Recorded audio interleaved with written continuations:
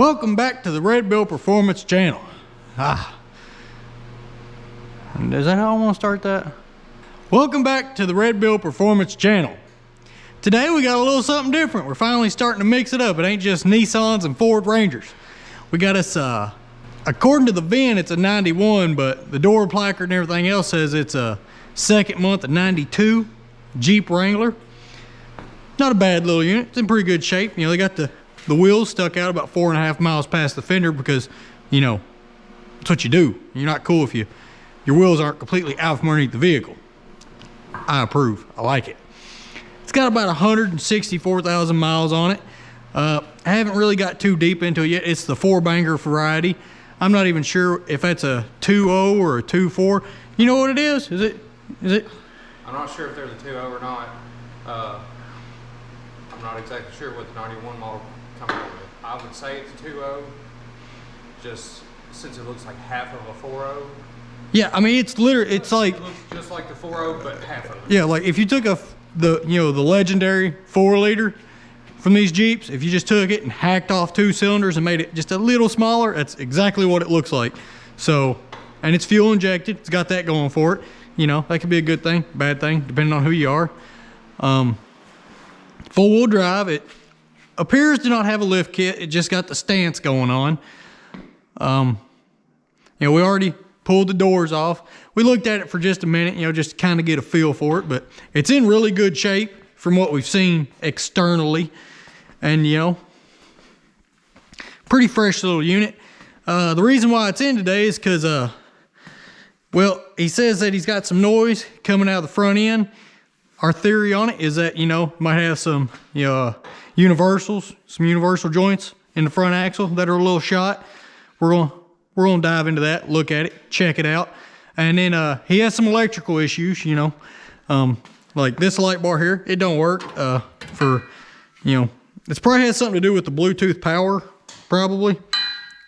2.5 liter? Okay, so it's a 2.5 liter 4-banger. Awesome. Cool. Yeah, and then the wiring, back to that. Yeah, so the Bluetooth wiring isn't working for that light. It's not working for that one either. And this is half Bluetooth, half, I don't know. Wi-Fi? Yeah, half Bluetooth, half Wi-Fi, because it only has one wire. It's got some nice new headlights in it. I think they want to be projectors, but they're not quite fully projectors. They're blue fives. Yeah, they're blue fives. They're wipers. And then he has some electrical problems in here. Whenever you power it up, the volt gauge is the only one working. The radio comes on. Oh yeah, jam jam. And the only speakers that work on the stereo are the front ones. It does have some overhead ones, as you can see up there and over there. They do not work either. So we'll probably get that sorted out, see if we can get all the speakers working. We're pretty sure that it has a heater core leak from the drip that we have up here in the floorboard. So might need a heater core in it. But yeah, back to the gauges. Did the speedometer work in it? It did. The tach, it worked? Mm-hmm. All right, so the tach and the speedometer worked. And then these gauges here were replaced according to the owner. And none of them work. They light up, like you turn on the lights, like they got the backlighting, all that good stuff. And the voltage gauge is the only one that works, and the clock. Temperature don't work, fuel gauge don't work, oil pressure gauge doesn't work. So we gotta dive into that and figure that out. We'll look underneath the hood, make sure all the sensors are still plugged in, make sure all that wiring looks reasonable, maybe. Ooh, look at that, that's a shiny knob. That's fancy. So, I mean, I don't know. Is it a 4-speed or a 5-speed? 5-speed. Okay, 5-speed. Yeah, see? You'd never know. It's a 4-speed with overdrive. Yeah. Because you most normally have to stay in 4th. Yeah, pretty much all the time. Yeah. Unless you're going downhill, then you can throw that sucker in 5th and roll on. Yeah. Until you come to the next flat spot. Yeah, then you had to gear back down. And if you go up any slight grade, you drop that thing down to third. And if you're really going up, you drop her down to second. Oh yeah, just let her rev out. I mean, it's a 4-banger. She's meant to live at $7 grand. Yeah, once she starts climbing, there ain't no stopping her. Yeah, that's a Jeep. You know, you can't stop them once they get moving because usually the brakes don't work. And then 4-wheel drive, if you're not used to a Jeep, you'd probably be completely lost because it's got these shiny knobby knobs. And it always says it's in 4-wheel drive. So that, again, is something else that we'll probably have to address. Let's see, does the auxiliary power work? Yep, the auxiliary power doesn't work. So that's something to look into.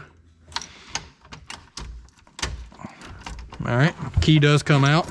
Wah-cha! And yeah, that pretty much wraps up what's going on in here. Oh, there, I think some of the stuff from the wiring. That's a trailer plug, so not real worried about that.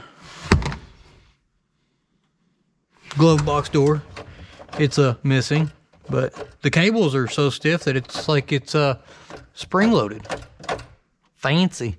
I see a ground wire over there already going to a door hinge. I don't know if that's factory or not. Got what looks to be a switch panel here with no switches. There is a plug there. Don't know what it goes to. I guess we'll figure that out. Let's see. Let's have a vice grip garage moment. Let's look in the trunk. Does this lift up? Oh, it does. Ooh, look at that. That's, you know, needs hinges on it, but even without hinges, it works. And, you know, there's nothing. There's nothing back here. No back seat, no spare parts. Oh, wow. That just works mint. Ooh, made out of metal. See, they just don't make them like this no more. And, you know, there's surprisingly a real lack of cancer in this thing. I've been amazed. Oh, yeah, that is some great wiring there. I might cut all that out and get all the splices out of there. And to go with the new headlights, it does have some fancy tail lights on it. Ooh, Quadratec. We'll see if it's got any of those parts in here. I doubt it. I need to see what the axle size is on it. Let's see, I know these come out with Dana 33s. Or is it Dana 33s or just Dana 30s? It's Dana 30s, the 44s. So I don't know if it's gonna have a Dana 30 axle in it or a smaller one because it has that, you know, impressive 2.5 in it. Well, let's open up the power barn and see what's in here. Looks like there was a cat living on the hood. And it's a Jeep, so you don't ever use the hood prop. You know, that's illegal. So let's see. Non-power steering model. Non-AC model. So we just have an alternator and probably the only fan and radiator setup that works on a Jeep so it doesn't overheat. Because, you know, if you have an XJ, well, the temperature just stays in the red. If it's not overheating, it ain't running. That's just is what it is. Let's see, the oil pressure sending unit is there and it is plugged up, so, and it's shiny, which leads me to believe that they have replaced the sending unit trying to get the gauge to work, and that didn't work. So that tells me that our problem is probably, in fact, in the wiring in there where somebody was putting gauges on it. Let's see, the coil plug has been rewired at some point, but it runs, so we're not worried about that. Let's see, and I think that's the temperature sensor that goes to the computer, and I believe this one back here, this one lone little plug right there, I believe that's the one that goes, that one right there. I believe that's the one that goes to the gauge. Oh, got a hood to the back. Ouchie! Ah, it tried to kill me. That didn't feel pleasant in any shape, form, or fashion. All right, let's check out this oil. See what it's all about. Let's see. I need to give this a wipe off.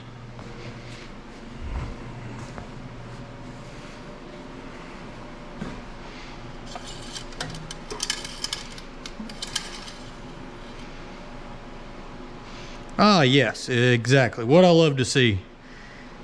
Way overfilled. Well, that's, I don't know, it might only be a half a quart. Probably about a half quart overfilled, but the oil looks good. It's clean. All right, does it smell like gas? Is a little gassy, but then again, they could have put synthetic or a synthetic blend in it. That stuff smells a little gassy anyway, but not too bad. All right, let's check out the air filtre. How's the brakes on it? How'd all that feel? Brakes felt good. Brakes felt good? Okay, well, check that one off the list. I didn't look at them, but they feel good. Oh. Oh, probably good. Hey, this Jeep's ethanol. Oh shit. Yeah, it's corn powered. Got all kinds of it in there. Yeah, I knew it felt like it had a little oomph to it. yeah, ethanol Jeep. Okay, that's cool. We'll put this back, pretend like we didn't see none of that. Okay, okay. Now just put that back down there. Filter look good. Oh boy. Oh, you got some magic over there, do you? Oh, all kinds of it. Yeah, you might want to get a jack stand because all the jacks here are, you know, trash. So I was gonna say, I might want to jerk her up. I get this tire off, put something up underneath it. Yeah, see these Walmart blackjacks, they're, hang on, just go ahead and take the jack out. I'll show you how I typically do the four-wheelers. Hold on. Well, no, just set it down real quick while the tire's still on Is it. it supposed to do this? Well, I don't know. No. Well, don't kick it off. Wait, just set it back down real quick. Yeah, all right. I'll get you a tool. You get the jack in, you set it up, and then you set it on. Yeah, you just pick it up and just set it right on there. But yeah, for anyone that's looking to invest in a blackjack from Walmart, and that's the name of them. Okay, people, just calm down. It's a blackjack. They are cheap and effective. Oh, you almost got it. Oh, you got it. You got it. They are cheap and effective jacks, but I'm just gonna go ahead and tell you they all bleed off. They're just they're terrible. Seems as how aluminium is now.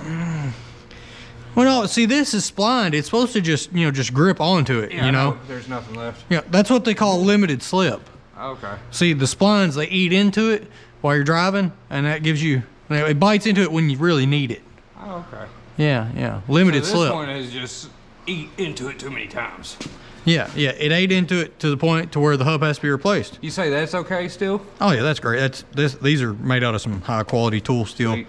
Yeah, you ain't So gonna hurt now those. just gotta get the year and find the parts and bada bing, bada boom. Yep. Get some fresh gas in it because this stuff is atrocious. Oh yeah, I was smelling it earlier when you were playing with it. It's got the varnish to it. I am still quite amazed that it was running on the pure varnish that is in the fuel tank. I'm still confused myself. Mm-hmm. It didn't want to, but once she fired, it smelled like ass. Ah, yeah, it did it. I thought we was staining a deck. Deck, people, deck. Calm down. With the E, Yes. not an I. D-E-C-K. Is that how you spell deck? I don't even know. Oh well. Yeah. Oh, it had two E's. Yeah. See, this right here was this was the low tech version of limited slip for a straight axle. Now, if it had a diff in it, it would have spider gears. Gotcha. Open diff, kind of like that Jeep over there. Bear claw, fancy. Research. Manufactured in the USA. Doesn't have the date. Yeah, we already covered the fact that it's ethanol powered. And the reason why we do know that it has a coolant leak somewhere is because the radiator was a little low when we picked it up. And then we noticed this little drip right here. Y'all see that? Y'all see that right there? Can y'all respect that? That is a wet spot there. Let me get my light where it's not blinding it. So, almost positive that the heater core is in there, doing heater core things.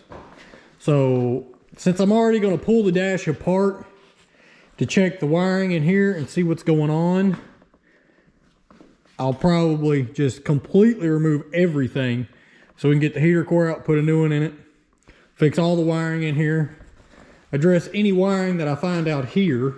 Because when we picked it up, I did notice that this wire here was here. This nice bare wire was hanging over here, and it had a section of wire. Let's see if, yeah, it's still here. I just cut it off and threw it in the seat. It had this section of wire that was wired up here, and they weren't hooked up. They were disconnected, but they were both just laying behind the battery. So it's a miracle that this hadn't completely shorted out and, you know, cooked the wire, you know, just absolutely fried it, or possibly even caught the Jeep on fire, maybe, possibly. You know, that's a miracle all on its own. And so that's gonna lead me to probably tracking this wire down, seeing where it goes to, so we can figure what it was powering once upon a time in the past. And since we already know it's got front end issues, and I talked to him, you know, because this is mainly just his toy. He bought it just to rip and romp around it. And all these problems that it has was problems that it had when he bought it. You know, he bought it as something to fix up and just play around out in the fields, do a little creek driving, stuff of that nature. And since we already know he's going to do that, if this has the right size axles on it, I'm going to put mini lockers, you know, mini spools, front and rear, so that way he can lock up and he can really do some playing. So I'm going to go ahead and get it all the way up in the air, get the tires off of it, and get it to where we can start doing the tear down of the axles and everything else. Quick update on our gauge situation. And to get to this point, it's not very difficult. There's a handful of screws you got to take out. Some in this upper region, some are straight on. Not really that difficult of a job. You know, these older ones, a few screws just takes everything off. You pretty much start on that side of the dash, work your way this way, pulling out screws, and then it literally, you know, pretty much just falls out in the floorboard. I mean, that's just how these things work. And I did some piddling with this. I ain't even did any wire testing yet, and good thing I didn't do any, because it would have just been a waste of time. The electrics of the Jeep are all fine. We have our gauge set here, and these, you know, older vehicles, they have this ribbon style chip, as you'd call it, or ribbon tape, or, you know, just whatever you want to call it in this newfangled age. But this is pretty much an old circuit board. It's just got some copper traces, you know, pretty much laminated in here, and they just, you know, transmit the electrodigitals from place to place. And, you know, these here are just the lights. You can take out the LEDs and put standard lights in there, or you can take out the standard lights and put LEDs in each one of these little sockets here. And as you see, it just has a contact there, contact there. They hit on these little copper traces, and bada bing, bada boom, you can swap out your lights and make it all fancy and festive. And what, you know, I had maybe thought was the problem is we had gotten some corrosion back here, and our stepper motors just weren't making contact anymore. And it's simple to gain access to these. You just, you know, start with, well, we'll start with this one here. It's on the end, why not? You just pull off the nut. Real simple stuff, really. Then you might want to use a magnet so you don't lose your lock washer. You just kind of walk it off. Spring washer, lock washer, whatever you want to call it. And then you can just, I need pliers. Take your favorite little pair of handy pliers, and try not to tear the ribbon or anything, but take your favorite pair of pliers, and then you just pop that off. And see, the bottom one here, and yeah, they're all wired the same. The bottom trace that comes in on these, you know, because this would be the top of it if you're looking at it from reverse. Your bottom trace here is marked with a positive. I mean, they even mark this old stuff. This is your positive wire. This would be the power feed in. The center lug here, the terminal, that will be your ground. And then your top one on all of them is the sensor feed. And these are all potentiometers. They're pretty much just, you know, volt gauges. That's all they are. They just, you know, it may have whatever pictures on here, but it's pretty much a 0 to 12 volt gauge is what they are. You know, they're just reading voltage differences. So you have positive 12 volts here, and then you have a ground here in the middle, and then this potentiometer, this sensor wire here, is the trace that goes out and goes to your oil pressure sending unit, your temperature sending unit, your fuel, or, you know, in some cases of this, your battery. It's It's a potentiometer doing just exactly, I don't know if potentiometer is the right word or not. Probably not. But anyway, it's just a volt gauge. Every one of these are just volt gauges, except for the clock. It's actually a working mechanism. But these are all just reading 0 to 12 volts, and they just have different pictures on them. And what allows them to read within their correct range is the sensor on the block.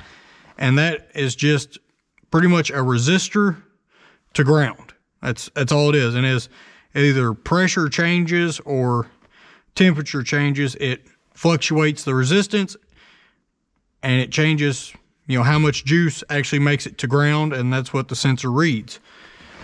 And our problem with this, like I said, is what I theorized it to be. We just had dirty contacts. I come in here with some of this 2000 grit sandpaper, did a little rub-a-dub-dub on all the surfaces right here on these little traces. I cleaned up these here, got them a little shiny. Now we'll pop it back together right quick.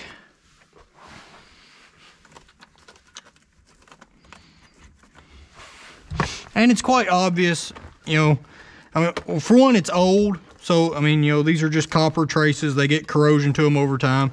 As you can see, there's a little bit of burn damage there.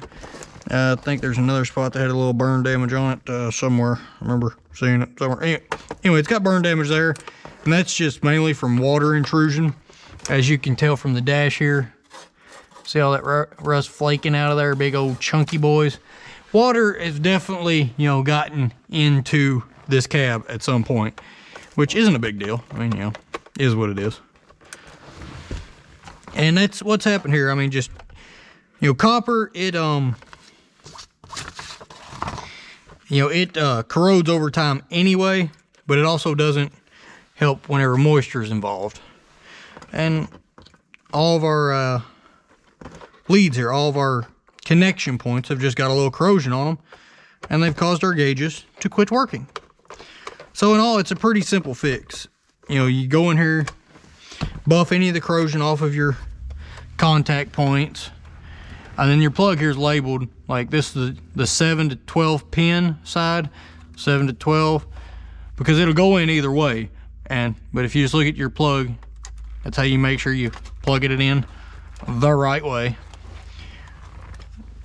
And yeah, that's all you gotta do is clean up your contacts, and then voila. Fuel gauge is coming up. Oil pressure is obviously not reading. Voltage is down. Aaron, you clear? Yep. I'm gonna start it. 30. And as you can see, the oil pressure is now working and reading. Voltage gauge works, fuel gauge works. This in here is the only one that's iffy. And I haven't figured out if it's the plug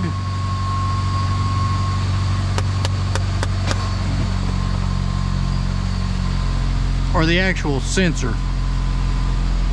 Because I pulled out all of these here and I tested them to make sure they actually sweep and work, and they do.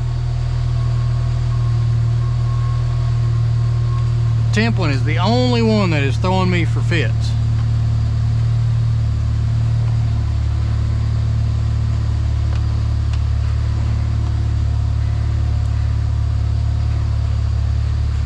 Let's crack it loose, see if we can get it to play ball. Oh yeah, see, there it goes.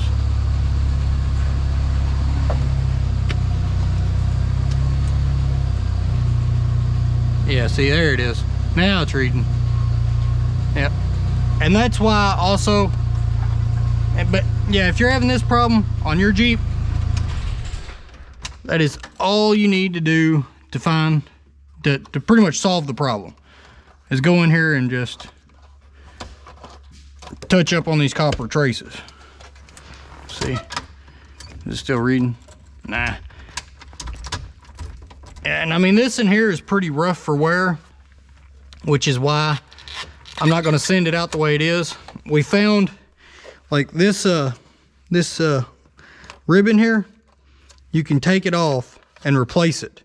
And we found one online for 40 bucks. So we're going to get it ordered up in here and just replace this entire ribbon here, put a new one on, and that should wrap up all the problems in here. Which, I mean, I still got to figure out why the back speakers aren't working, whether they're, nope, it's not locked up. And you know, that's a simple enough test. You just kind of push on them. See, it's moving. Speaker ain't locked up. Unless the cone ripped off of it, which I don't think so. It looks like it's in decent shape. So I still need to figure out where these factory wires run, which I'm going to say is right here. See, they're, oh, let's get you leveled out, people. Here, I'm all twisted around. They're right there. Oh yeah, that's a beautiful wiring mess. I see bare wires and hand twisted wires together. So okay, I'm going to pull all this out and redo all of it probably, because we got a bunch of just hand twisted. Oh look, that wire fell out just as I touched it. So yeah, I'm going to redo some wiring in here, and we're going to pull out this heater box so we can put a new heater core in it. And we're still trying to decipher what axles are in this, if it's Dana 30s or not. Dana 30s for sure? All right, cool. So we have Dana 30s, so now we're going to see if we can find the mini spools for them. I know they used to be available. They might not be available anymore, but if they are, we will check back up with y'all and let you know. Now I'm going to dive in here and do some wire snipping, because that's what I like to do. I like to just, you know, erase what other people's done and start over. It's the best way. And this is what it looks like when it's removed. Pretty simple, low tech. I mean, you gotta love it. I mean, things were just way simpler way back when. And the reason why the volt gauge never gave any problems is, I mean, just look how clean those terminals are. I never even pulled that one off. Shiny. And then the rest of them all, you know, have their problems. You know, have their problems. So, like I said, 40 bucks. We'll get a new one of these coming. Get it stuck on there. And, you know, his gauge problem will be over. And we have confirmed Dana 30s in it, front and rear. So, we're going to look up and see if we can find the mini spools. If we can, get him going. And the front U-joints, we have dived in here and let's see if I can get my hand in a place y'all can see. Like, y'all need light. Ow, my back! This Jeep keeps trying to kill me. Ooh, bright. As all get out. So let's see. See if y'all can. Yeah. It's always so dark on camera. Yeah. Yeah, you see that? Do you see how that's moving in relationship to the other one? Yeah. Shot. Needs a new U-joint.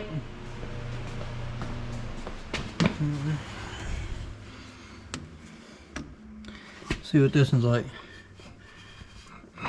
Oh yeah, see that right there's real bad.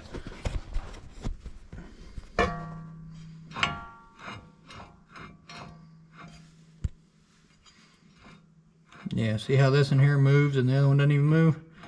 Yeah, U-joint is, yeah, there it goes. Yeah, that one's really shot. So, some new front U-joints. We'll check out all the ones in the drive shafts, see if they need to be replaced. All the brakes are really good on it. Somebody just replaced the brakes on it, so. And we'll also check the wheel bearings too. Once we get everything tore apart, make sure the wheel bearings are good. Give all the ball joints a pretty good once over. You know, just give this thing our seal of approval. Quick update. We got the old heater core out. We got the new one there. We've already compared them. We got the right one. You got to take out the battery box, which that's kind of a struggle all on its own. You just got a few bolts in this area here, you know, a few bolts, few nuts, get the heater core out. We took off some extras up here. They held on the battery box. Had to get it out of the way. We got all of our wiring ran for our relay to go to our new bumper lights that are coming. They ain't got here yet. They should be here today, maybe, possibly, hopefully. And all of our plugs should be here so I can finish wiring the headlights in.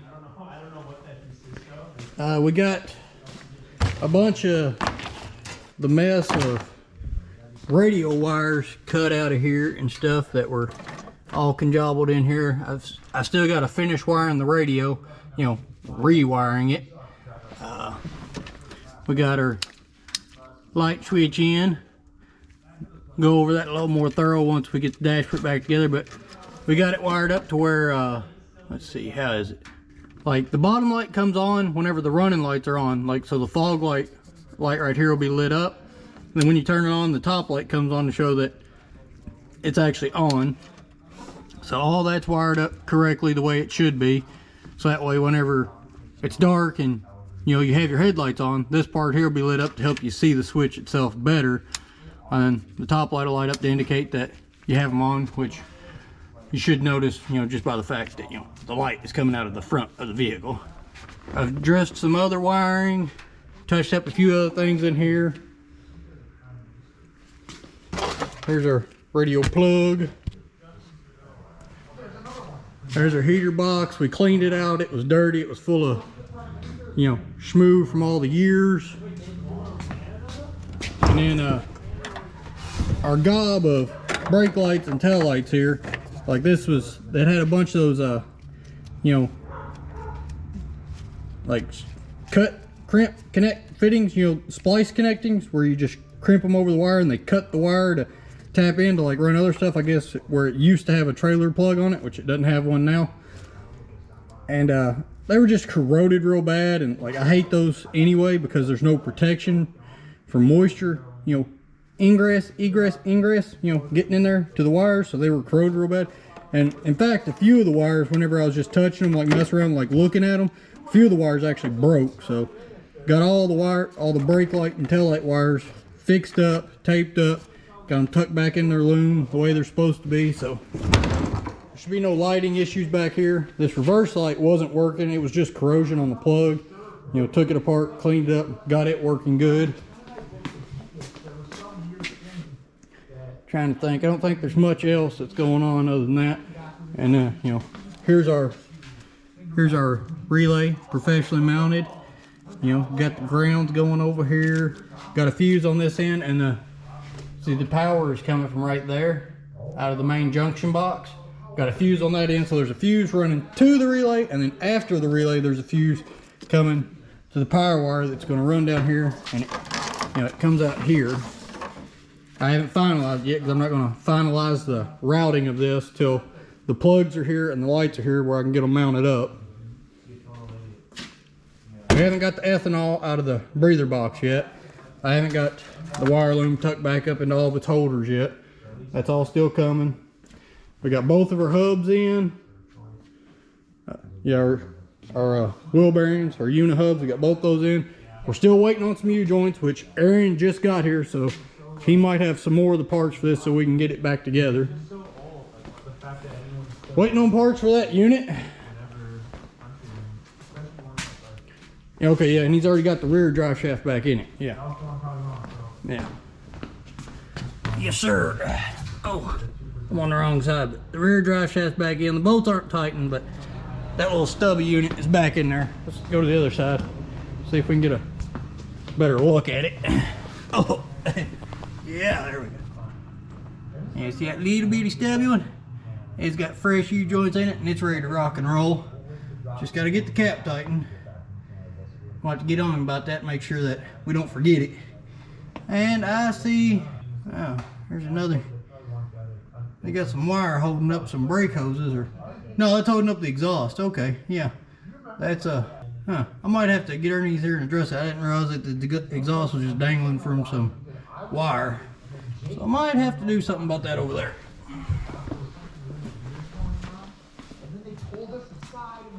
And this unit, this is the farm unit.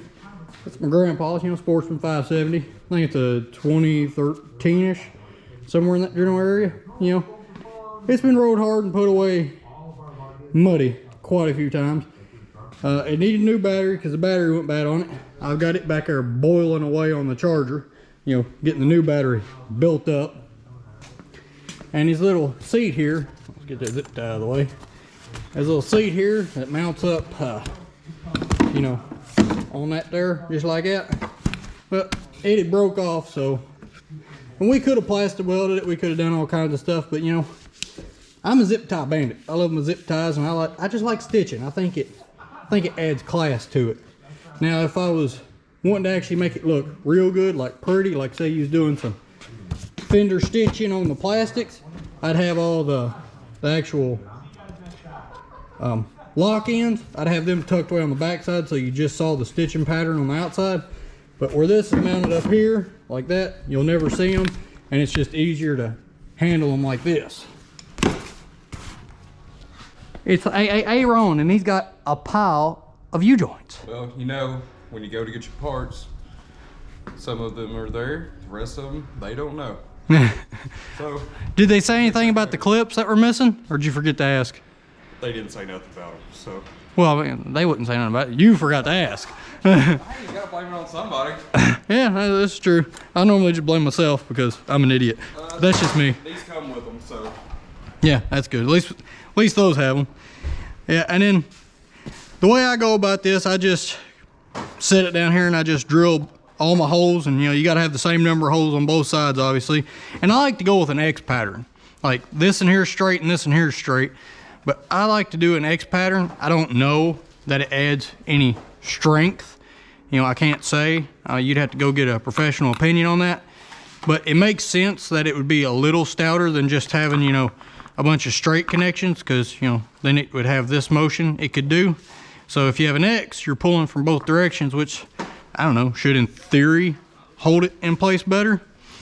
And you might be asking, why don't I just take this off to do this instead of, you know, trying to finagle the zip ties out from underneath it? And that's because I tried. This thing's been on here so long, and these are like into a wood backing. I don't know if they have a metal insert or not, but I tried getting these out and they just spin. They don't come loose. So this back plate ain't coming off. So, you know, you just got to work with what you got. And it's not really that big a deal. Like, as you can see, I've got them all in, you know, they're all there. And this end down here, where it's right on this bolt, you know, this has space, so the plastic's got a little give. This end's the hardest end, but you know, you just take your little zip tie here, just stab the tip through, and if you have a hook pick, you just come in here and you forcibly work it underneath. And then whenever you get to your zip tie, you just put a little pressure on it, and then you just work it out. You just work it out. Sometimes you'll grab the seat material, and yeah, like I said, this is the hardest one, is the ones on this end. There we go. See, your hook will just pull the end of the zip tie right out. It's a beautiful thing. Ugh. Tight, like a tiger. All right, now I gotta get this lifted up enough to get it to turn the corner here.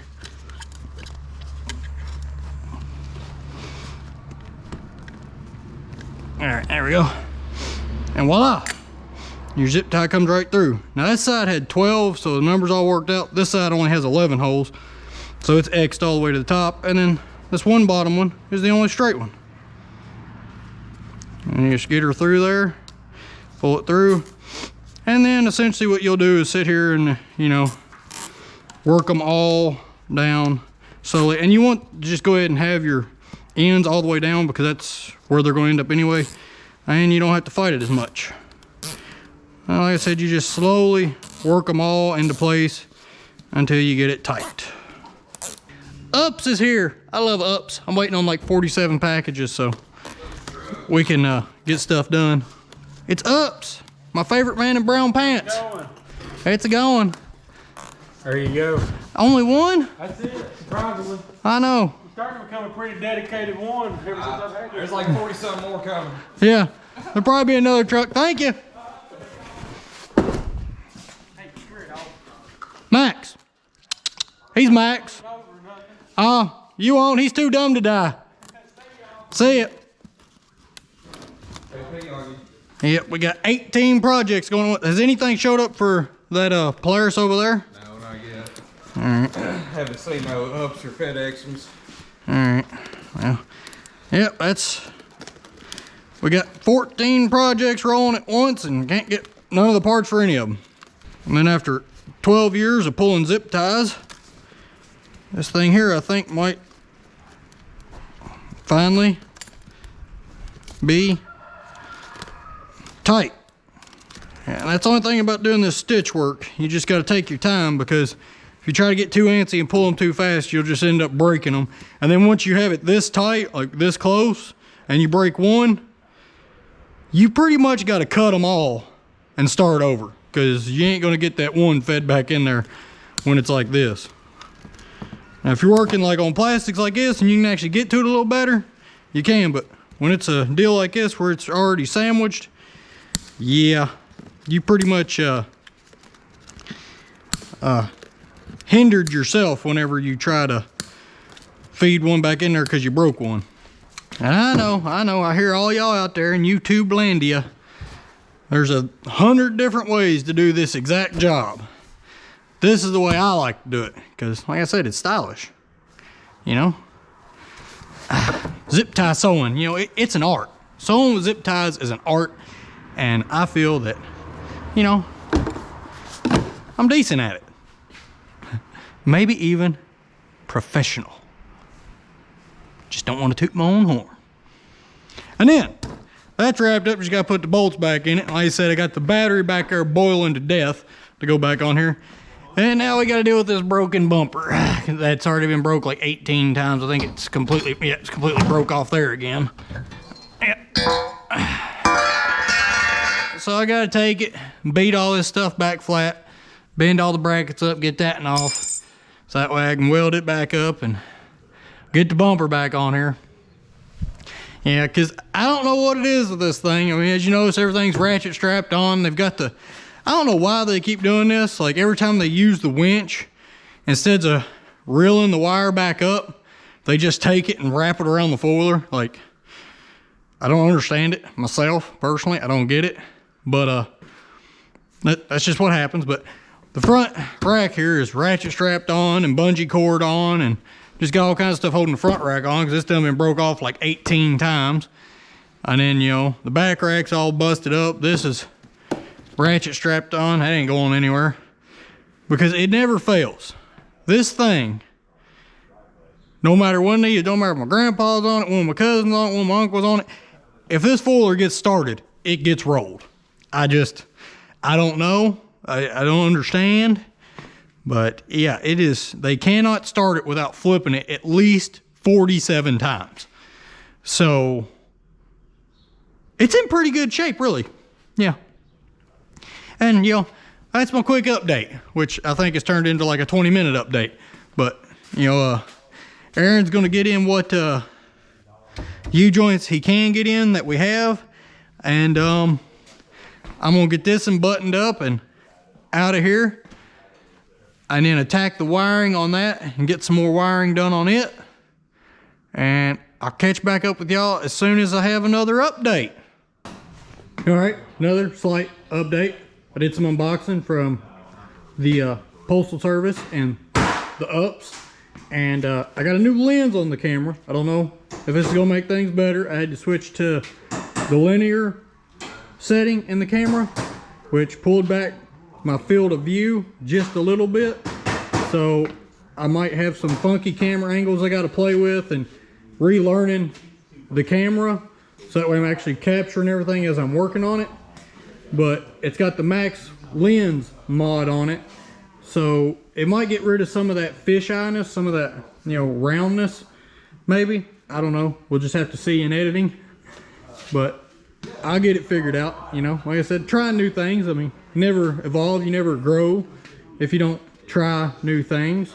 I hope I like this lens. I hope it makes things better, but only time will show. In our shipment, we got some cinnamon sugar, because, you know, we love French toast around here. That's some good stuff. And then I got a bunch of abrasives, you know, a bunch of these little scoring pads, and, you know, the sanding pads. And then you can't really see the flap disc pads, you know, for the little DA. I still ain't made any progress on this. Aaron is making progress on that. Let's see if we can knock over our cinnamon sugar. Yep, sure can. Yeah. Oh, let's just get in here. Okay.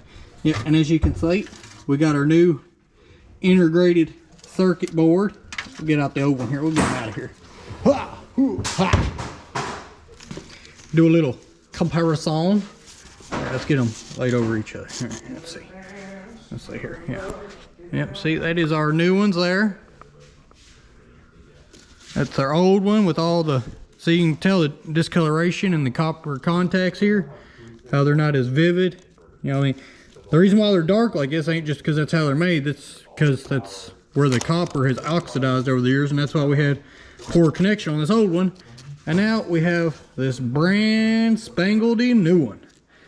So that right there is going to help all of our gauges function mo better. Mo better. And then we'll make a trip back up here because I'm always forgetting to do stuff where I'm at, this and that and this and that, and talking and blah, blah, blah, blah, blah, rambling. But our lights come in. I guess got to get them mounted up on here. You know, they're not bad, not shabby. Got that kind of, you know, fisheye look to them that's supposed to make it more of a floodlight. You know, supposed to help that light really disperse out and give you your best view.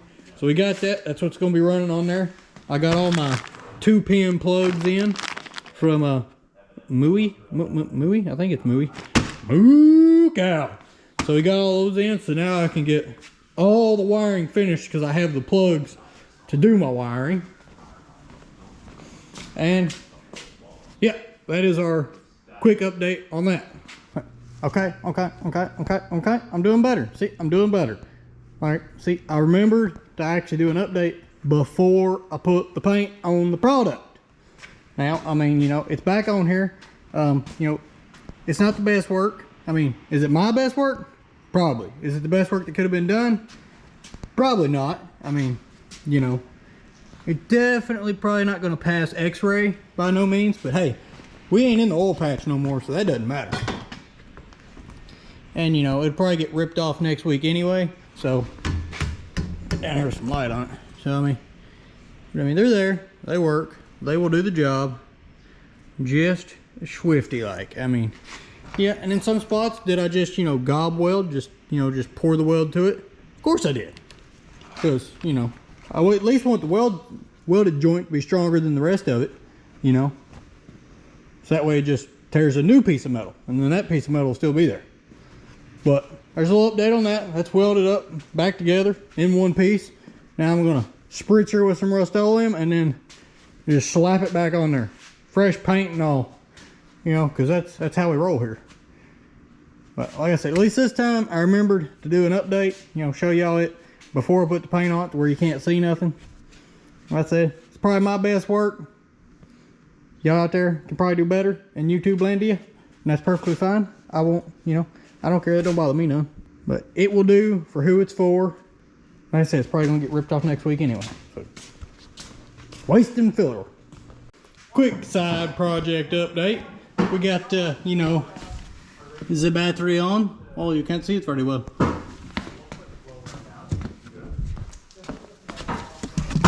Now you can see it well.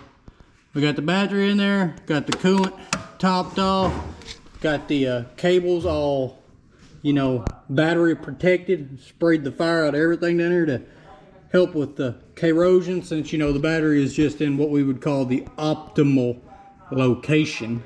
Not really, not at all. It's kind of in a terrible location. Seats on, you know, little bolster here. It's on, it's good, comfy, approved.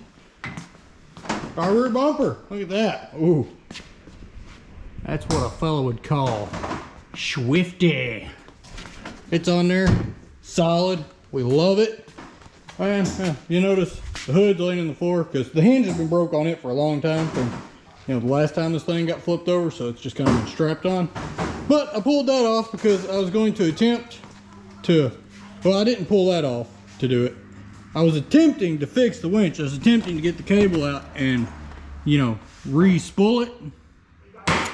And then that's when I found that, you know, there's just no re-spooling it. They got it plumb jammed up in there. They ran the cable off the drum. And when it did, it busted the housing. I'm gonna guess the clutch is burned out because it just kind of freewheels. No matter what you do with this little knobby knob here, it just keeps on freewheeling. So I just went ahead and yanked it off the front so he could get another winch, and he said, you know what? Put it back together. They don't know how to use a winch, they don't need a winch.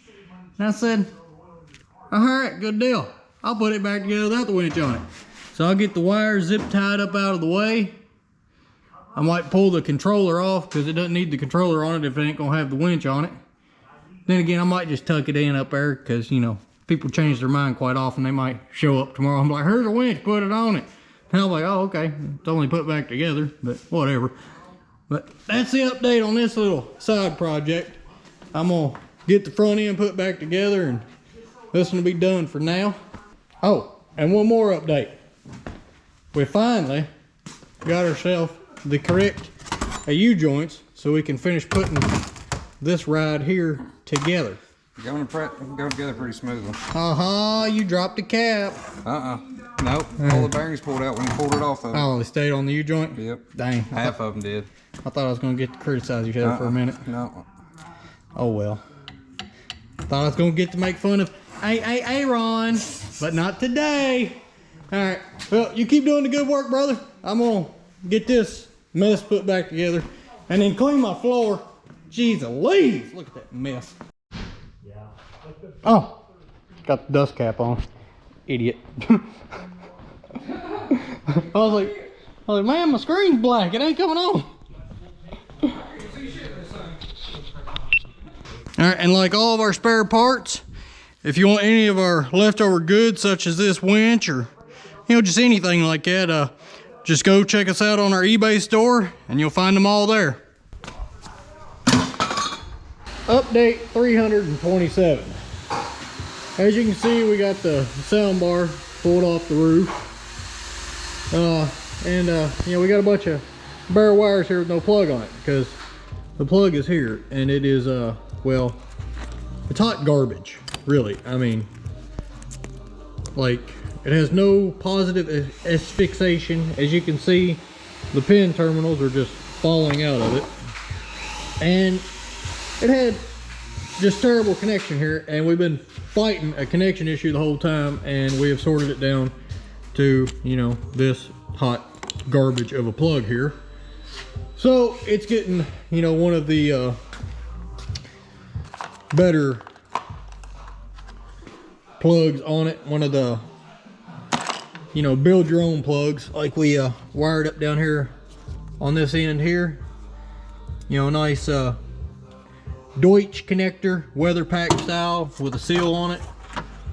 Same one we got there is getting wired up right here. Go up to the bar, and that should take care of this connection issue. And I think this might be the last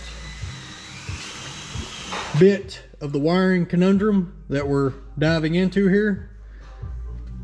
But you know, the verdict's out on that. I'll get back to you if we find you know, more nonsense. Update number 666. Of thousands. We're almost there. We got the interior, you know, cleaned up, buttoned up, all the gauges in it. Which, I mean, you know, we ain't armor audited or nothing. I mean, this is obviously a toy. It come in covered in mud. So we're not going to really worry about polishing a turd, as to speak. But, you know, we got it cleaned out, you know, wiped down, little shop vac action. The mud's what protects the vehicle. Jeeps, they last so long because you get them, you cover them in mud, and then you leave it. And it protects the surface. Then 30, 40 years from now, you wash it away, and there you go, brand new vehicle. Yeah, it's redneck overcoating. Overcoating, yeah. Yeah, it's like undercoating, but over. Yeah, it's over your vehicle. It protects the clear coat from the harmful UV rays. But yeah, we got the engine compartment, we got all the wiring buttoned up real nice. We got our, you know, headlight plugs down here. All this stuff is nice, it's good. We got the coolant in it. We got, let's see what else we got the heater hoses on it. Batteries, I mean, just everything's buttoned up. We got its face put back together. Nice. And right now we're in the process of doing all the fluids. I'm about ready to fill the transmission back up. The drive shafts and all the U-joints are in it. I think all the straps are tightened. Yep, Aaron got a hold of the straps. Oh yeah, they're super tight. All the new wheel bearings are in it. All the new axle shaft U-joints are in and no longer have the sloppy slop. We still yet to conquer the front diff. That is next on either mine or Aaron's agenda. I yelled it. Oh man, I got the anti-seize on me. I'm gonna be part of the Silverman group. Oofda. Not good. Hey, if you ever got anti-seize, you're a slick dude. The slickest of them all. And Aaron has just got this rear cap back on the rear diff, and he's about ready to start pumping in the slick juice. And that's where we're at right now. Next time you see this ride, it should, and we're also doing the transfer case, if I didn't say that. So it's gonna have a full fluid service except for the engine because it had just got a recent oil change. The oil looks really good in it. But yeah, this thing's gonna have a clean bill of health, and next time y'all see it, it's gonna be a roller. Hey, should we give them a sneak peek? Nah, we'll worry about that once it's all. No, just shine it at the wall. Shine it at the wall. Okay. We'll give them a little. Oh, what is that? Oh. I don't know. Well, I guess we'll see. Yeah, we'll just see.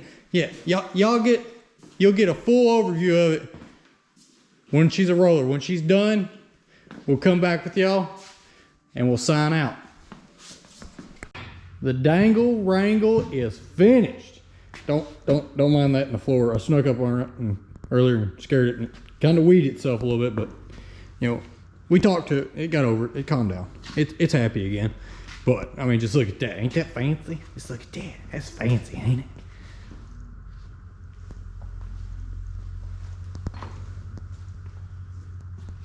Nice. As you see, we got the halos wired up on the running lights. We got the new hater lights down here on the bumper. We got all the markers working. We got the wheels and tires back on her. We got the airing beside us. Yep, we got the doors back on it. They got a little mud on them, a little misalignment, but you know, it's a toy. This ain't a show truck. Ain't nobody trying to do it. Oh, look at that. We got new wipers. Man, I had to take a loan out to pay for those. Oofda. Yep, we got our nice wood tonneau cover with our canvas camo topper on it. Nice. We got a few of our spare parts laying down in here. It's always appreciated. Oh, it looks like it has a middle flap on it too. Oh well, worry about that on another day. Got those going. Hey, go pop her in reverse real quick. Let's see if both reverse lights still work on her.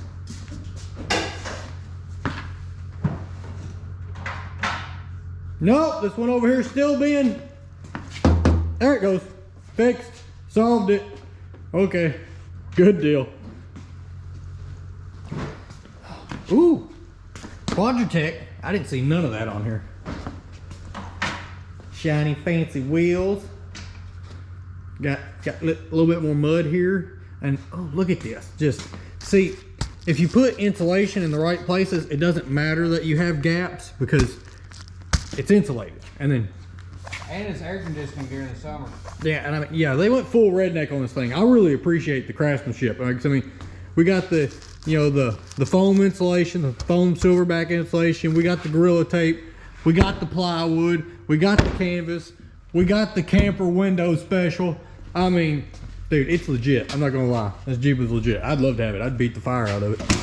Especially because it's 5-speed. Don't forget the 2x4. Oh yeah. Like the whole structure of this is just plywood and 2x4, and you know, worm gear clamps, just amazing. I love it. I do. I honestly, I love it. I'm not even hating. But as you can see,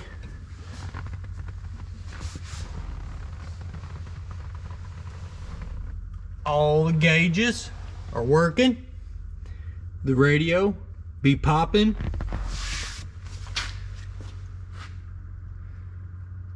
And don't pay no mind to that 4-wheel drive light that's right there. The sensor is working. It's just the front slider, which is right there, if y'all can see it, the little vacuum pod is froze. It's stuck with the slider engaging the axle.